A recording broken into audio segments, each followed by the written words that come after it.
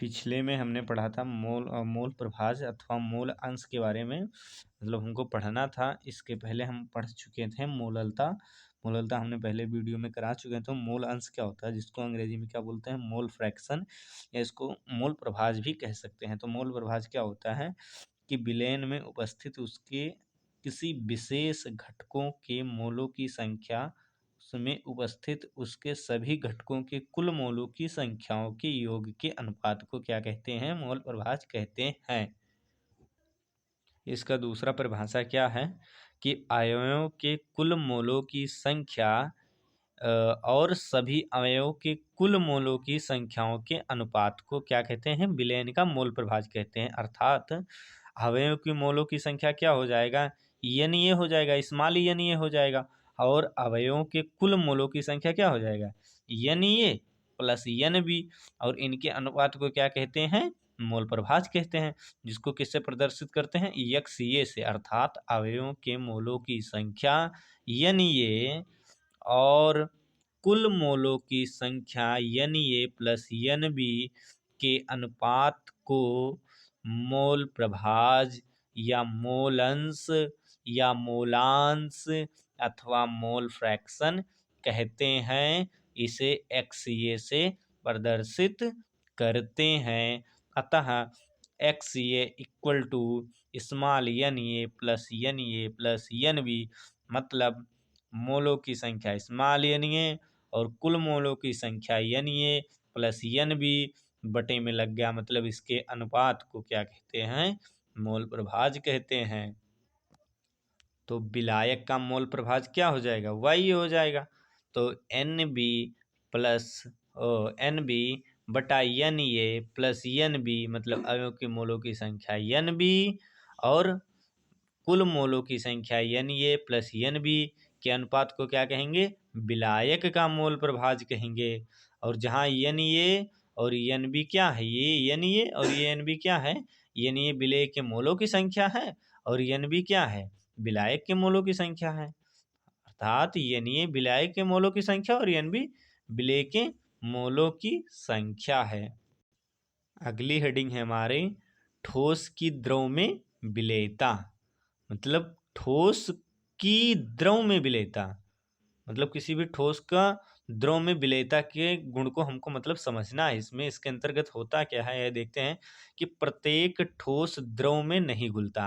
अर्थात कोई द्रव है, मतलब कोई ठोस है तो क्या द्रव में नहीं घुलता है, कोई ठोस द्रव में नहीं घुलता है।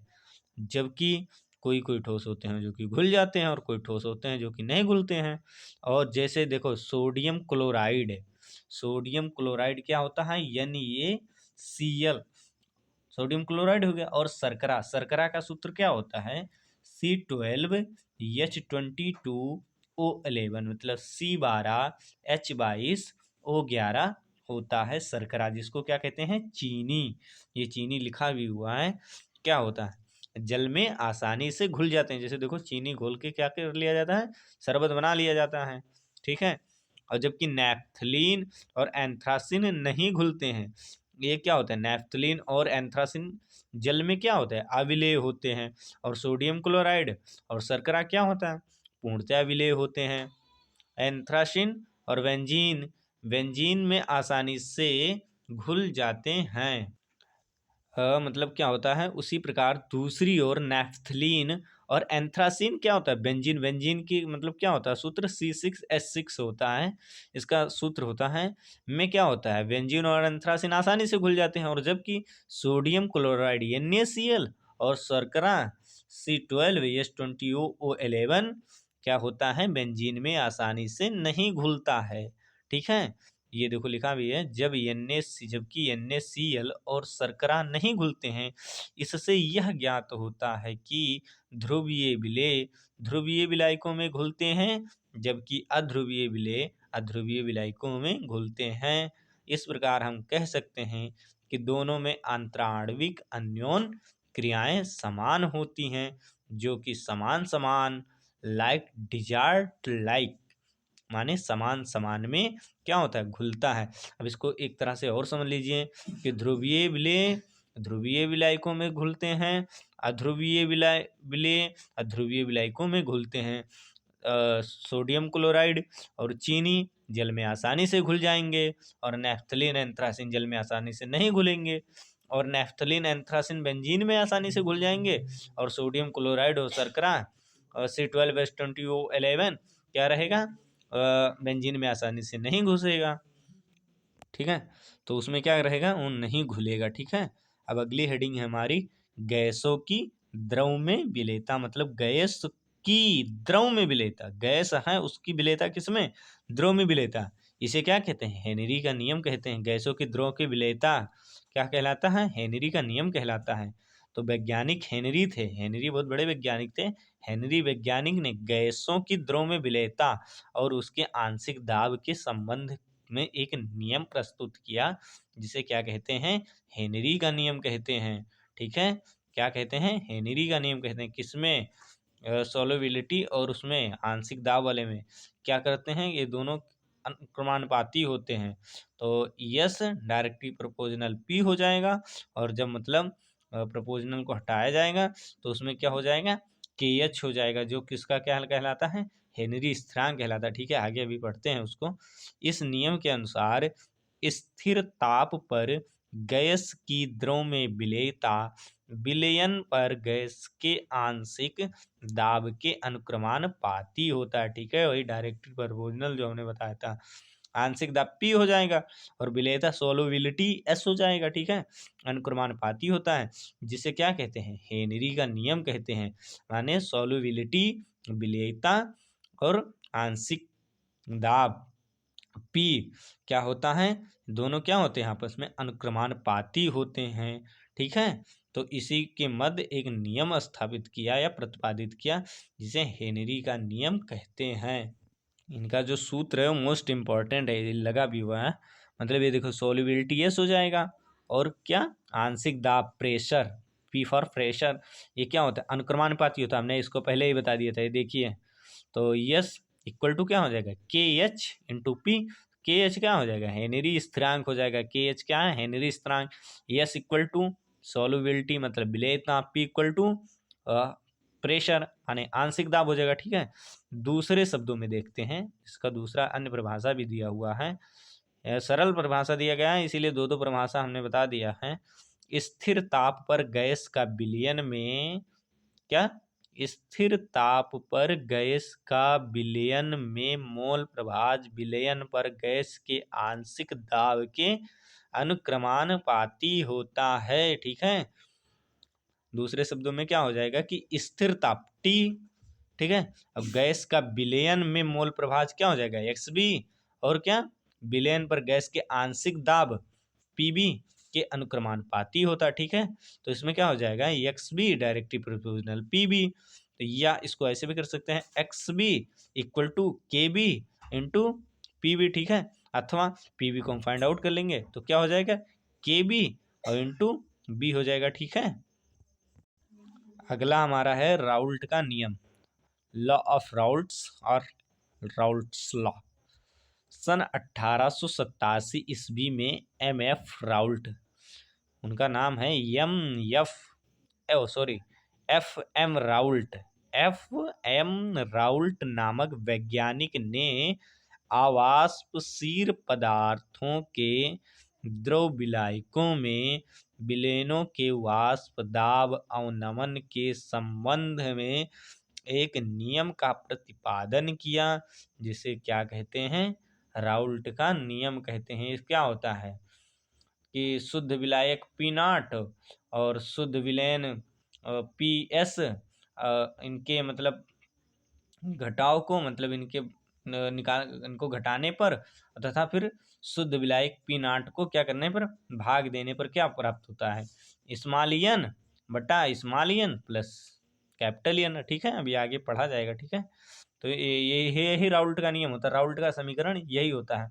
और जिसमें क्या हो जाता है, स्मॉल एन क्या होता है, विलायक के मोलों की संख्या होता है, और क्या कैपिटल एन क्या होता है, विलेय के मोलों की संख्या होता है। ठीक है, इस नियम के अनुसार वाष्प दाब का आपेक्षिक अवनमन विलयन में मोल प्रभाज के बराबर होता है। ठीक है, क्या होता है? इस नियम के अनुसार वाष्प दाब का आपेक्षिक अवनमन विलयन में विलेय के मोल प्रभाज के बराबर होता है। राउल्ट का नियम कहलाता है। ठीक है, तो ये देखो अभी ने बताया भी था इसको। P not minus P S upon P not equal to small N upon small N plus N, where N equal to विलायक के मोलों की संख्या, कैपिटल एन विलेय के मोलों की संख्या। ठीक है, दूसरी परिभाषा क्या दिया हुआ है कि इस नियम के अनुसार विलयन का वाष्प दाब विलयन विलयन का वाष्प दाब विलयन में विलायक के मोल प्रभाज के अनुक्रमानुपाती होता है। ठीक है, तो क्या शुद्ध विलायक पी नॉट और शुद्ध विलयन पी एस क्या होता है, आपस में क्या होता है, अनुक्रमानुपाती होते हैं। ठीक है, और ये वाला ये यहाँ पे ये हो जाएगा। ठीक है, तो N upon small N plus N, तो P nought O P S माने शुद्ध विलायक इक्वल टू क्या हो जाएगा, शुद्ध विलेन इक्वल टू शुद्ध विलायक और एन बट्टा स्मॉल एन प्लस एन। ठीक है, ये राउल्ट का नियम की दूसरी परिभाषा या कह सकते हैं कि दूसरा समीकरण है। अब हम क्या पढ़ेंगे, इनके अनुप्रयोग पढ़ेंगे।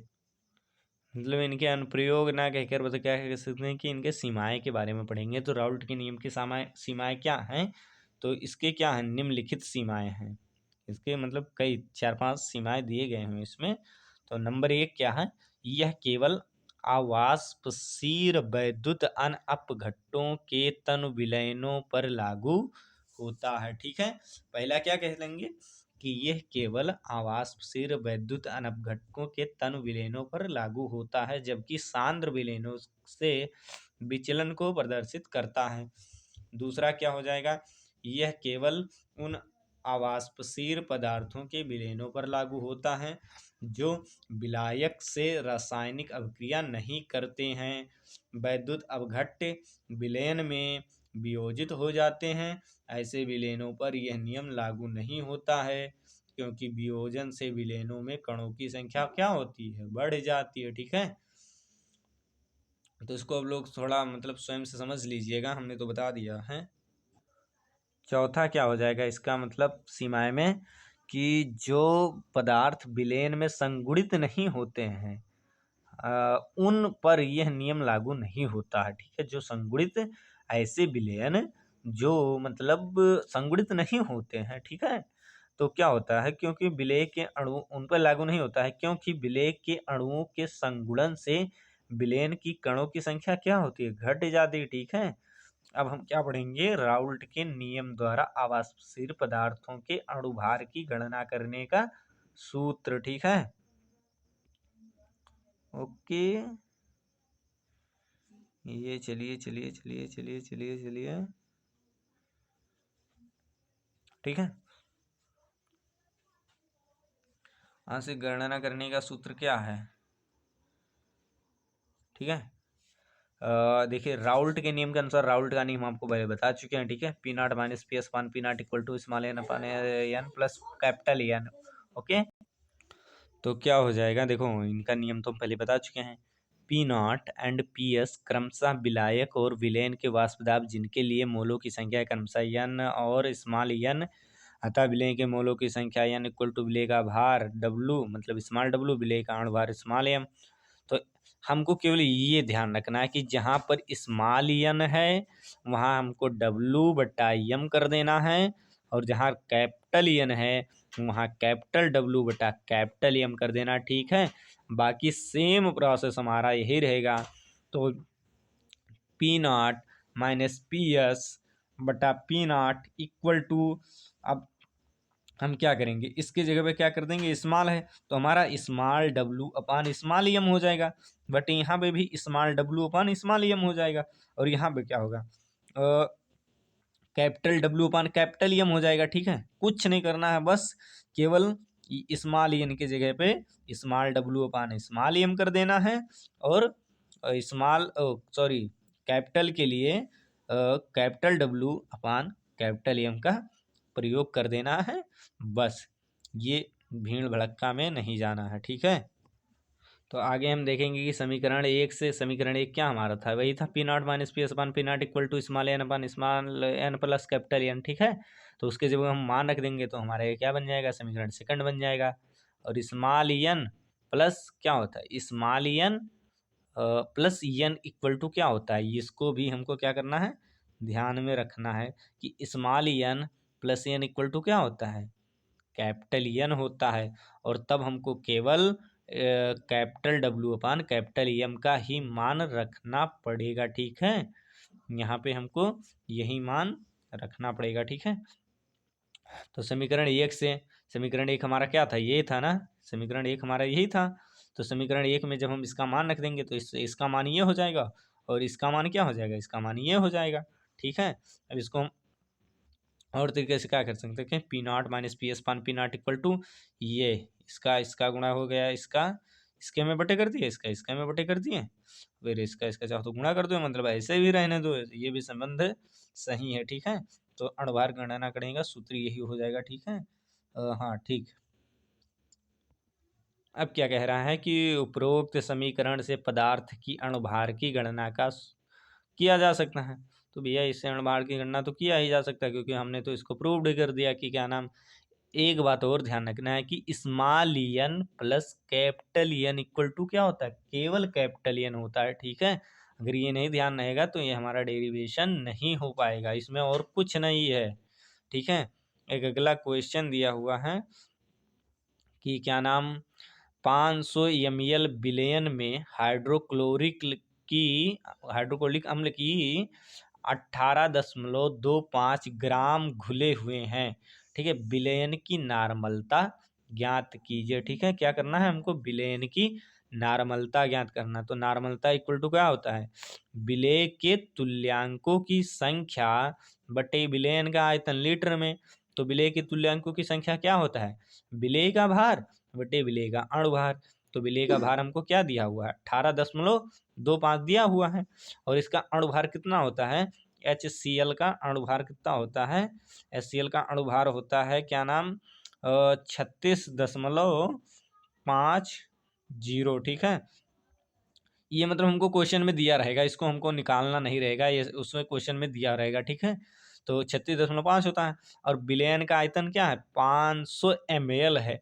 जब ml को 500 ml को हम लीटर में बदलेंगे तो कितना हो जाएगा, 1/2 लीटर, माने आधा लीटर हो जाएगा। और भैया 500 ml में आधा लीटर ही होता है, ठीक है।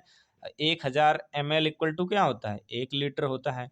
तो 500 ml equal to half litre हो जाएगा कि नहीं हो जाएगा, ठीक है। तो एन इक्वल टू का विलेय का भार कितना दिया हुआ है, 18.25। और इसका हमको क्वेश्चन में जब बोर्ड एग्जाम होगा तो उसमें दिया रहेगा कि HCl का या ग्लूकोज का या सुक्रोज फर्टोज, इसका क्या रहेगा, सब दिया रहेगा, ठीक है। तो इसको हमको कोई विशेष नहीं ध्यान रखना है कि केवल मान दिया रहेगा। तो हम इसको भाग कर देंगे और 500 ml को क्या बना लेंगे, हम लीटर में बना लेंगे। तो 500 ml को लीटर में बनाएंगे तो क्या हो जाएगा, हाफ हो जाएगा कि नहीं हो जाएगा, ठीक है। और इसका जब भाग देंगे तो हाफ हाफ हो जाएगा, ठीक है। और 1/2 1/2 बटे 1/2, ठीक है। तो क्या हो जाएगा, इसका गुणा हो जाएगा तो इसका गुणा हो जाएगा। तो 2 और 2 से 2 कट जाएगा, बराबर कितने आ जाएगा, 1 आ जाएगा कि नहीं आ जाएगा। ये देखो प्रूव किया अभी के बाद 1 आया है कि नहीं आया, ठीक है। फिर क्या दिया हुआ है, अगला क्वेश्चन है कि 9 ग्राम ग्लूकोज है C6H12O6, ठीक है। ग्लूकोज का सूत्र होता है, को 100 ग्राम जल में क्या किया गया, घोला गया है, ठीक है। विलेन की मोलरता ज्ञात कीजिए। क्या मोलरता नहीं, मोलरता की गणना कीजिए। तो मोलरता इक्वल टू क्या होता है, विलेय के मोलों की संख्या बट्टे गुणे 1000 बटे विलायक का भार, ठीक है। तो क्या हो जाएगा, मोलों की संख्या बराबर मोल इक्वल टू क्या होता है, विलेय का भार बटे विलेय का अणु भार, ठीक है। तो विलेय का भार हमको कितना दिया हुआ है, 9 ग्राम। विलेय का अणु भार कितना होता है, C6H12O6 का अणु भार बराबर होता है, अणु भार बराबर होता है 180, ठीक है। अणुभार कितना होता है, 180 होता है, ठीक है। ये देखो, तो जब इसको भाग देंगे तो 1/20 हो जाएगा। और ये क्या है, 10⁻³ माने 1000, इसको 1000 भी कर सकते हैं। तो मतलब जब इसको मतलब 9 से इसको भाग देंगे तो क्या हो जाएगा, 1/20 हो जाएगा। और 1/20 गुणे ये हमारा क्या था, अब बिलाई का भार कितना था, 100 ग्राम था। तो 100 अगर नंबर 100 धामा 1000, तो मतलब 1/20 माने हम 1/20 गुणे क्या कर लेंगे, इसको हम कर सकते हैं 10। ठीक है, तो इससे 10 का नंबर 10, 10×2 = 20 माने 1/2 हो जाएगा। बराबर 1/2 को क्या कर सकते हैं, हाफ कर सकते हैं, नहीं कर सकते हैं। ये देखो ये हाफ, ठीक है, हाफ है कि नहीं है। अगला दिया हुआ है कि 10 ग्राम सोडियम हाइड्रोक्साइड को 500 ml जल में क्या किया गया है, घोला गया है। प्राप्त विलयन की क्या कीजिए, मोललता, पहले नॉर्मलता आया, फिर मोलरता आया, फिर मोललता आया। ठीक है, तो मोललता इक्वल टू क्या होता है, विलेय का भार बटे विलेय का अणुभार बटे विलयन का आयतन लीटर में। तो विलेय का भार कितना होता है, विलेय का भार 10 ग्राम दिया हुआ है। और NaOH का अणुभार कितना होता है, क्वेश्चन में दिया रहेगा, जब हमको न्यूमेरिकल हल करना रहेगा बोर्ड एग्जाम में, तो उसमें इसका मान दिया रहता है। ठीक है, NaOH का दिया रहेगा, HCl का दिया रहेगा, ग्लूकोज का दिया रहेगा, फ्रक्टोज का दिया रहेगा, सुक्रोज का दिया रहेगा। ठीक है, अब विलयन का आयतन लीटर में, अब भैया 500 ml है, 1/2 लीटर कर दो, माने हाफ लीटर हो जाएगा। तो 10 का नम 10, 10 का नम 10, 10 चौको 40, तो 1/4/1/2। ठीक है, इसका गुणा कर दो, इसका कर दो, तो 2 का नम 2, 4 का नम 4, 2 का नम 2, 2 दूनी 4 बराबर 1/2 बराबर 0.5 आ जाएगा इसका भी। ये देखो ये किया हुआ भी नीचे भी है, ये ऊपर हमने बता भी दिया। ठीक है, अब एक अगला क्वेश्चन है कि यूरिया, अब मोल प्रभाज आ गया निकालने को। यूरिया का विलयन भारानुसार 6% है, और विलयन में यूरिया तथा जल का मोल प्रभाज ज्ञात कीजिए। यूरिया का मैं आपको सूत्र बता देता हूँ। यूरिया का सूत्र क्या होता है, यूरिया का सूत्र होता है CONH2 का होल ट्वाइस। इसको क्या और भी और तरीके से NH2CO NH2। ठीक है, NH2CO NH2 भी कह सकते हैं, ये दोनों सूत्र हैं। ये मतलब एक ही है, उसका दूसरा रूप है बस। तो मतलब कोई भी हमारा संपूर्ण द्रव्यमान क्या होता है, 100 ग्राम होता है या 100% होता है। ठीक है, तो 100 ग्राम हो जाएगा। तो विलयन का, यूरिया का द्रव्यमान भारानुसार 6% है, तो 6 ग्राम मान लो। और मतलब जो विलेय हो जाएगा हमारा, ओ सॉरी, विलायक, विलायक मतलब क्या होता है, वाटर। तो जल का मॉस ऑफ वाटर कल टू क्या हो जाएगा, 94 ग्राम हो जाएगा, क्योंकि 6 ग्राम तो हमारा यूरिया हो गया, और 94 ग्राम क्या हो जाएगा, जल हो जाएगा। ठीक है, 94 ग्राम जल हो जाएगा।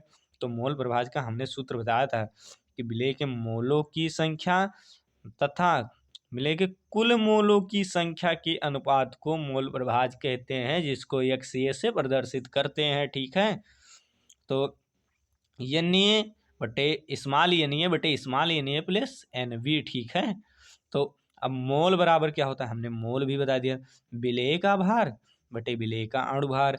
अब यहाँ पर विलेय क्या है, विलेय भैया यूरिया है। ठीक है, तो यूरिया का भार बटे यूरिया का अणुभार। तो अब इसका मोल क्या हो जाएगा, मोल बराबर क्या 6 होता है, और यूरिया का मोल अणुभार ये देखो क्वेश्चन में दिया हुआ 60 होता है। ठीक है, तो 6/60, यानी 6 का नम 6, 6 धामा 60, 1/10। तो 1/10 माने का होता है कि 0.10 या 0.10 कह सकते हैं। ठीक है, अब देखो भैया, मोल प्रभाज बिना हमको दोनों के मोलों की संख्या ज्ञात किए बिना निकल नहीं सकता, तो हम जल का मोल करेंगे। अब तो जल का भार कितना दिया, भारानुसार वो तो 6% था। और तो भाई कोई भी चीज़ अगर मान लीजिए 50% है, तो उसका दूसरा चीज़ भी 50% हो जाएगा। अगर वो 30 है तो वो 70 हो जाएगा, 40 है तो 60 हो जाएगा, अगर वो 6 है तो ये 94 होगा ना। ठीक है, 94 हो जाएगा। और H2O का अणुभार कितना होता है, H2O का निकालने पर पता चल जाएगा, क्या होता है 18 होता है। ठीक है, इसका क्या हो जाएगा, इसका 2 हो जाएगा। और इसका क्या होता है, ऑक्सीजन का कितना होता है 8 होता है, तो 8×2 हो जाएगा, सम है तो 16 हो जाएगा। और 16 + 2 बराबर क्या होता है 18 होता है कि नहीं होता। ठीक है, 18 हो जाएगा। ये 18 हमारा हो गया। ठीक है, निकालने पे पता चल जाएगा, सभी का पता चल जाएगा, यूरिया हो या कोई भी हो। तो यूरिया का अब मोल प्रभाव देखो, हमारा जल का मोल निकल गया है और उधर क्या निकाला था, 0.10 निकाला था उसका यूरिया का मोल। ठीक है, अब हम यूरिया का मोल प्रभाव निकालेंगे। तो यूरिया का मोल प्रभाव जैसे मान लीजिए हमको हमको इसको XA1 मान लेते हैं। ठीक है, XA1 मान लेते हैं। तो इसका क्या हो जाएगा, यूरिया का मोल बटे कुल मोल। तो कुल मोल भैया हमारे ये आया। ठीक है, 5.22 उसका आया था 0.10। ठीक है, तो 0.10 बटे 5.22 बटे प्लस 0.10। ठीक है, इसको इसको जोड़ लेंगे तो 5.3 हो जाएगा। यार भाई 5.32 है, 0.1 10 जोड़ेंगे तो 5.32 नहीं हो जाएगा, ये 2 है, 22 5.22 माने 5.22। और इसमें जब 0.10 जुड़ जाएगा माने 10 जुड़ जाएगा तो 5.32 हो जाएगा ना। ठीक है, जब इसको भाग देंगे दशमलव हटा के तो हमारा आएगा 0.013। ठीक है, और जब अब हम क्या है, हमारे यूरिया का तो मोल प्रभाव निकल आया और हमको क्या निकालना है, जल का मोल प्रभाव। तो जल का मोल प्रभाव बराबर क्या होंगे, जल का मोल बटे कुल मोल। तो जल का मोल भैया ये निकला था, जल का मोल ये निकला, और तो कुल मोल हम यूरिया का यहाँ पे मोल लिख लेंगे और जल का फिर से लिख लेंगे, क्योंकि Na plus Na plus N भी होता है, Na upon Na plus N भी। ठीक है, जब इसको इसको भाग देंगे तो इतना आ जाएगा। ठीक है, ये 4 नंबर में आएगा बोर्ड परीक्षा में। अगला हमारा है परासरण एवं परासरण दाब। ठीक है, इसको समझने का कोशिश कीजिएगा कि जब विलायक के अणुओं का अर्धपारगम झिल्ली और अथवा तनु विलयन से सांद्र विलयन की ओर स्वतः प्रवाह होता है तो इस क्रिया को परासरण कहते हैं। ठीक है, ये क्या है, हमारा अर्धपारगम झिल्ली है। ठीक है, मॉलिक्यूल हैं, सॉल्यूशन विलयन है, सॉल्वेंट है। ठीक है, विलायक, ये सब क्या है। अब ये यहाँ पे देखो अशुद्ध विलायक हैं, और जब अर्धपारगम झिल्ली से छल मतलब निकल के जाएंगे तो यहाँ पे क्या होंगे, प्योर मॉलिक्यूल। ठीक है, शुद्ध विलायक होंगे। ओके, तो अर्धपारगम झिल्ली क्या होता है, वह झिल्लियां जो केवल विलायक के अणुओं को अपने में से आने देती हैं। ये विलायक के अणुओं को अपने में से आने देती हैं, मतलब क्या अपने में से होकर आर पार आने देती हैं, परंतु विलेय के अणुओं को नहीं। अर्धपारगम झिल्ली कहलाती है, जैसे तंतु झिल्ली, कोशिका झिल्ली आदि। अब कापर फेरोसाइनाइड क्या होता है, Cu2FeCN का होल 6। कापर फेरोसाइनाइड एक प्रकार की महत्वपूर्ण अर्धपारगम क्या होता है, झिल्ली होता है, जो कि सर्वश्रेष्ठ मानी जाती है। ठीक है, अर्धपारगम झिल्ली द्वारा विलायक से पृथक किए गए विलयन में विलायक के प्रवेश को रोकने के लिए विलयन पर लगाया आवश्यक अतिरिक्त दाब विलयन का परासरण क्या दाब कहलाता है। ठीक है,